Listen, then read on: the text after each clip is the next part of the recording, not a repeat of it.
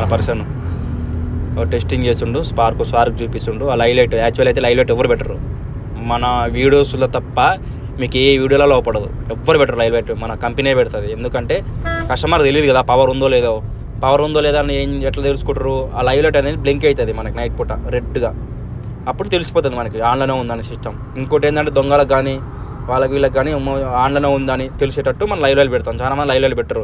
లైవ్లో పెట్టలేదు అనుకో, మనం ప్రతిరోజు చెక్ చేసుకోవాలి సిస్టమ్ కాడికి పోయి.